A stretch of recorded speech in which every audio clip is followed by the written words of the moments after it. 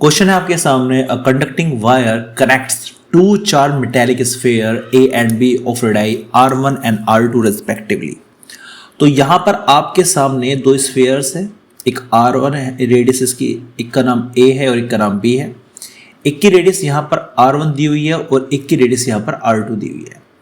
अब यहां पर यह कहा गया है the distance between the spheres is very large compare to their radii, मतलब इनकी रेडियस की कंपैरिजन में इनके बीच जो डिस्टेंस है वो काफी ज्यादा बड़ी है। देखो इस बात को कहने का क्या मतलब है, इसका मतलब ये है कि ये जो स्फीयर है, इस स्फीयर पे कोई भी अगर चार्ज होगा, ठीक है ना, चार्ज मेटेलिक स्फीयर है ना, कोई भी चार्ज होगा तो उसके कारण यहां पे इलेक्ट्रिक फील्ड जनरेट नहीं हो पाएगा क्योंकि ये बहुत दूर है।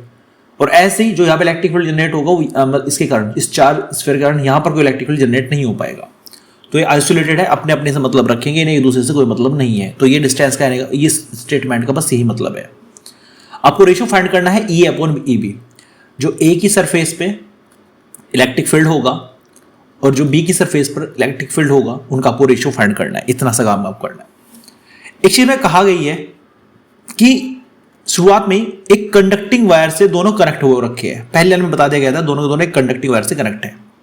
तो ये कॉन्सेप्ट हमेशा ध्यान रखना जो मैं सिखाने वाला हूं मैं आपको। जब भी दो स्फीयर एक वायर से आप कनेक्ट करोगे ना, तो उनका पोटेंशियल सेम हो जाएगा। पोटेंशियल हमेशा सेम हो जाएगा। क्यों हो जाएगा? मान के चलो इस पर 10 गुलाम है, इस पे मान के चलो 2 गुलाम है। अब 10 गुलाम से 2 गुलाम पे चार्ज ट्रांसफर होना शुरू हो जाएगा, ज्यादा से कम की ओर जाना शुरू हो जाएगा। 10 वोल्ट मान लीजिए या 2 वोल्ट मान लीजिए, चलो पोटेंशियल की फॉर्म में बताता हूं। तो ज्यादा पोटेंशियल से कम पोटेंशियल की ओर जो चार्ज फ्लो होना शुरू हो जाता है। कब तक फ्लो हो जाता है? जब तक दोनों पे सेम ना हो जाए। मान लो इस पे 5 वोल्ट हो गया, इस पे 5 वोल्ट हो गया। एग्जांपल के तौर बता रहा हूं मैं, कंजर्वेशन से मैं जोड़ देना है। 10 और 2 12, तो ये 5 और 5 10 क्यों है। बस ये कहने का मतलब मेरी बात का कि हमेशा जो चार्ज फ्लो होगा ना, हाई पोटेंशियल से लो पोटेंशियल की ओर होगा और तब तक होता रहेगा जब तक दोनों पर पोटेंशियल सेम ना हो जाए। अब दोनों वायर से कनेक्ट कर दे तो कहने का मतलब है दोनों का पोटेंशियल आखिरकार सेम हो चुका है। 2 तरीके बताऊंगा जिसमें आप कंफर्टेबल हो, उस तरीकों को आजमा सकते हो।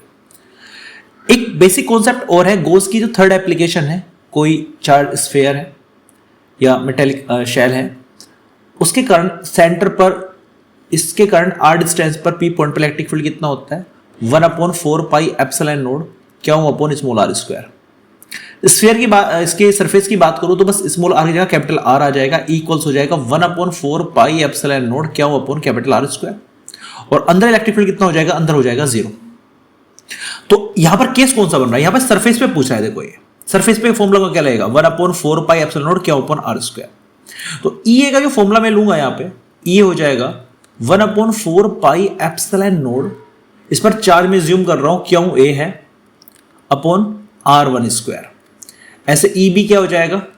1/4 pi epsilon node Q B, ये क्या हो जाएगा? R2 square. दोनों का मैं रेशियो फाइंड करूंगा, कैंसिल आउट हो जाएगा।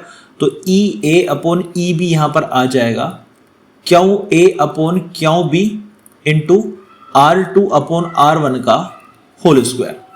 अब QA QB मैंने खुद से एज्यूम किया, मान लीजिए चार्ज इस पे QA है, इस पे QB ये नहीं दे रखा था, तो इसको वैल्यू फाइंड करनी पड़ेगी। अब दोनों पर कॉमन पोटेंशियल V है तो इसको कुछ फायदा तो उठाना पड़ेगा। पोटेंशियल का फॉर्मूला क्या होता है? 1/4 pi epsilon node QA upon R1। अब दूसरे पे भी इतना ही है, 1/4 pi epsilon node QB upon R2। इससे कैंसिल हो जाएगा, तो QA अपॉन QB क्या आ जाएगा यहां से? R1 upon R2।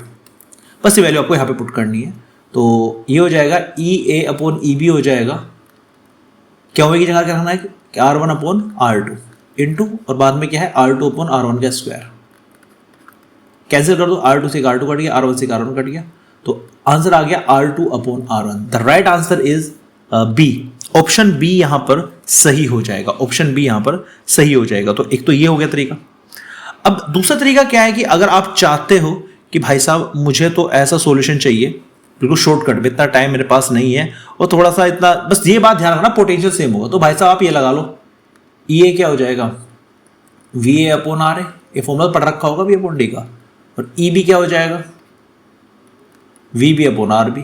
ठीक है जी, दोनों को डिवाइड करोगे आप तो VA VB तो इक्वल है, तो RB कहा जाएगा ऊपर, RB A कहा आएगा नीचे, RB अपॉन RA। RB क्या है? R2, R1 क्या है? R1। हो गया, तब भी आंसर आ रहा है, तो B is your right answer. तो यहां पर क्या ध्यान रखना, ये शॉर्टकट है, इसको अगर आता है ना बोर्ड में आता है फिर प्रॉपर आपको सोल्व करके दिखाना है तो आप ये वाला आजमाओगे, अच्छे नंबर मिलेंगे। और अगर शॉर्टकट में देखना है आपको E इक्वल्स, ये कहाँ से आया फॉर्मूला, ये -dv/dr से है, अगर मैग्नीट्यूड की मैं केवल बात कर रहा हूँ।